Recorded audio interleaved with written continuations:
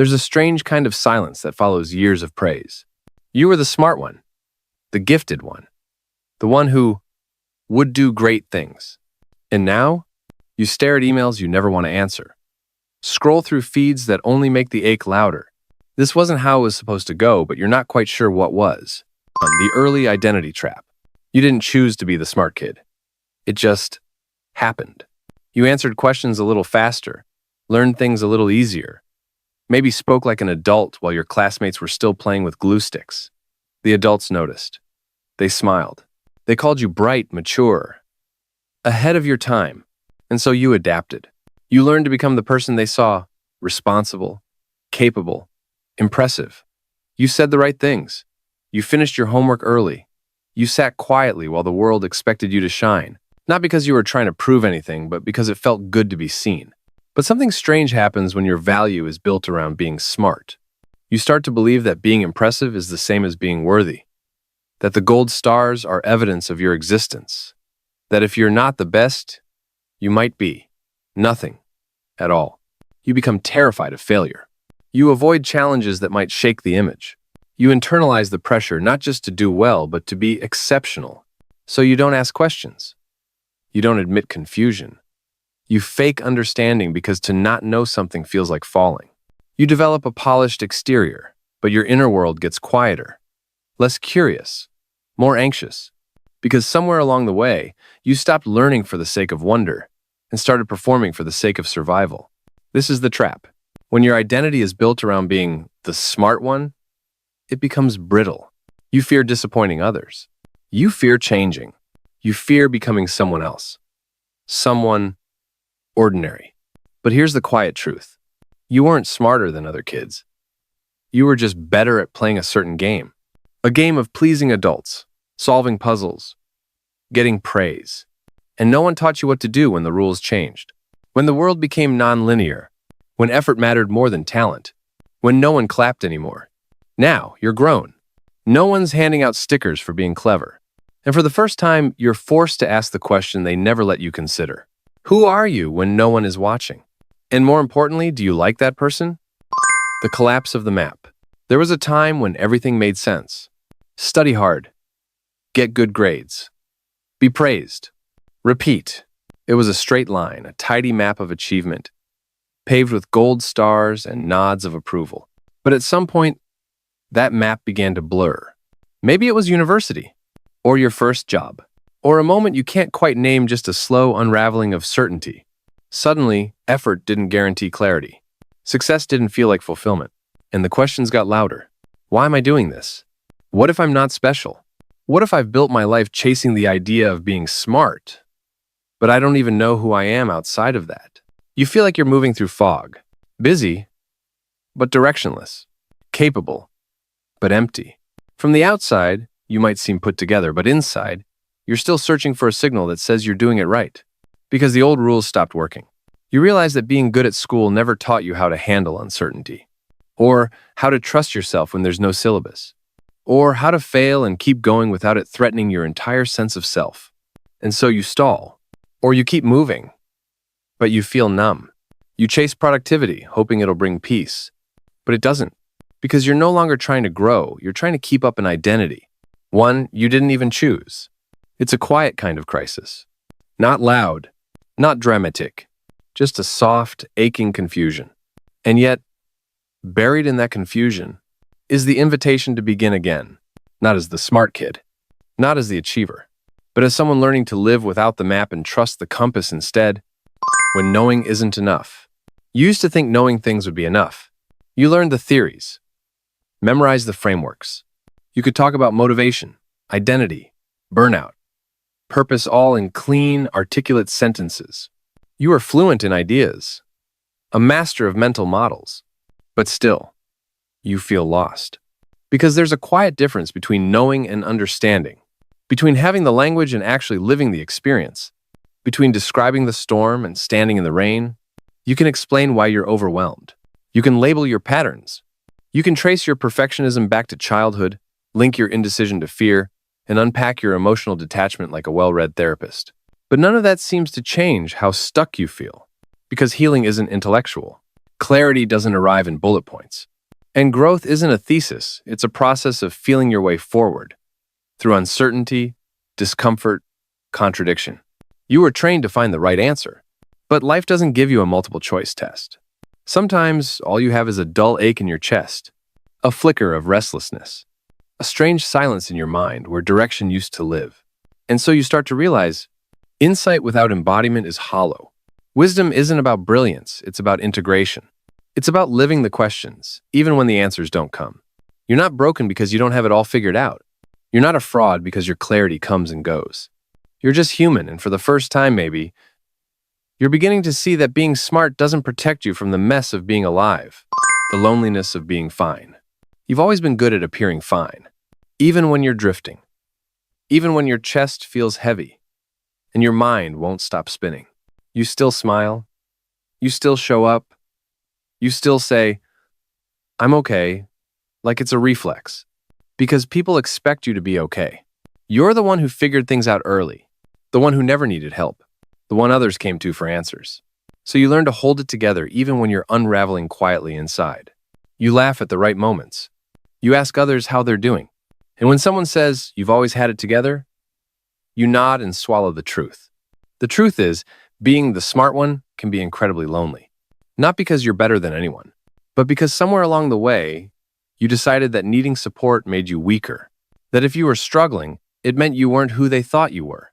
And the worst thing you could do was disappoint them. So you become invisible behind your competence. You shrink your problems. You downplay your confusion. You perform stability even when your soul is aching for real connection. But here's what no one tells you. Being seen as capable is not the same as being understood. And you don't have to carry the weight alone just because you're good at hiding it.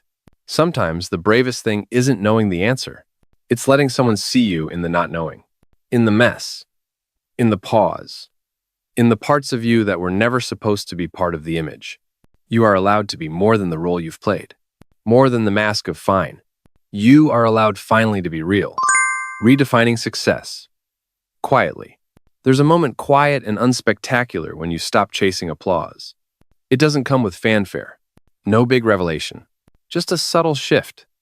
When the pressure to be someone begins to feel heavier than it's worth. And so you pause. You look around at the metrics that used to define you, grades, titles, followers, performance reviews, and for the first time you ask, what if none of this is the point? Because success, as you once understood it, was always external. It lived in outcomes, in being ahead, in staying impressive. But now, your body tells a different story. It flinches at the thought of endless striving. It softens at the idea of simply resting, not because you've earned it, but because you're human. And so you begin to listen more closely to the parts of you that don't want to be optimized, to the days when doing less actually feels like healing, to the small, quiet joys you overlooked while trying to make something of yourself. You start to notice how success can look like. A morning without anxiety. An honest conversation that doesn't end in performance. A day spent reading, walking, breathing with no goal but presence. You realize that depth isn't loud. That growth doesn't need to be impressive. That meaning often arrives slowly in stillness, not in speed. And maybe, for the first time, you stop measuring your life by how ahead you are. You start measuring by how alive you feel, by how much of you is actually here, in this moment, not buried under a role, not chasing a version of yourself they once imagined, but becoming the version that feels real, even if no one claps. The grief of letting go. No one tells you that growth feels a lot like grieving. You thought this would be a clean transformation, a shedding of old skins, a stepping into clarity. But instead, it feels like loss. Subtle, invisible, and hard to name. You start to notice the small deaths. The version of you who always knew what to do. The one who had a 5-year plan. The one who thrived on being admired. And it hurts not because that version was false, but because it carried you for so long. You remember how proud your parents were. How teachers smiled when you spoke. How good it felt to be on track. Letting that go feels like betrayal. Not just of them, but of yourself. The younger you who worked so hard to be who the world needed. But you're not that kid anymore. And the world isn't the same either.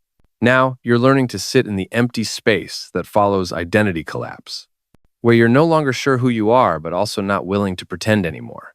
It's disorienting, quietly painful, but also strangely honest, because beneath the grief, there's a flicker of something else. Relief. Relief that you no longer have to hold up the old scaffolding.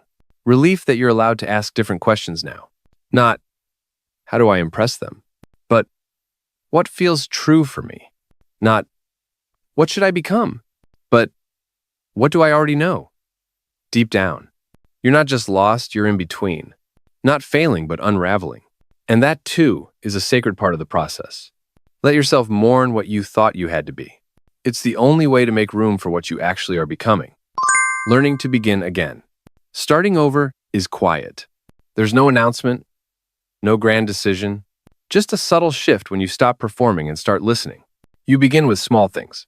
You follow your curiosity, not your resume. You pick up a book not because it'll make you smarter, but because something in the title made your chest feel warm. You try a new habit not to fix yourself, but to feel more present in your own skin. And it's awkward. At first, like learning to walk again after years of running toward goals that weren't yours. You second guess. You hesitate. You wonder if you're wasting time. But slowly, something returns. Not confidence, not yet, but something better. A sense of self that isn't attached to performance. You laugh a little easier. You start to notice when you're pretending and choose not to. You let silence be silence without rushing to fill it with brilliance. And you realize you don't need to be the best. You don't need to be admired. You just need to be here engaged with your own life, even if no one sees it. You learn to trust tiny signals. The lift in your chest when something feels right. The quiet resistance when something doesn't. You begin to value process over outcome, alignment over achievement. And the best part? You start to feel wonder again, not as something to master, but as something to return to. You are not late. You are not behind. You are simply returning to the path you would have chosen. If no one had told you who you were supposed to be, and that, in itself, is enough. Making peace with the unknown. You used to crave certainty, a plan, a label, a clear direction that made everything make sense. But now, you're learning to live without it. Not because you've given up, but because you're beginning to trust something deeper than certainty. Presence. There's a strange kind of peace in admitting you don't know. It softens you, opens you, frees you from the tight grip of having to be someone. You start to see that not all questions need answers. Some are meant to be carried, lived, grown into, slowly. And maybe that's the point. Not to arrive, but to stay awake, to meet each day with less armor and more honesty, to build a life that isn't based on being smart, but on being true. You're not lost. You're just in motion, becoming someone you haven't fully met yet. And that's not something to fix. That's something to honor. If you were the smart kid, and now you feel lost, you're not alone. You're just waking up from an old story. One that told you your worth came from what you could achieve, solve, or prove. But your life is not a test. It's not a resume. It's a living, breathing thing full of seasons, questions, and quiet transformations. So be gentle with yourself. Let go of the need to always have it figured out. Let yourself begin again, unsure and honest. Let wonder be enough. And if this resonated with you, if you've ever felt the pressure of being gifted or the weight of living up to an image that no longer fits, you're not alone in this unlearning. Leave a comment. Share your story. You never know who needs to hear that it's okay to be in between. And if you'd like more quiet, thoughtful reflections like this, consider liking, subscribing, or simply coming back when you need space to breathe. This isn't about becoming someone impressive. It's about returning to someone real. And that journey starts with you.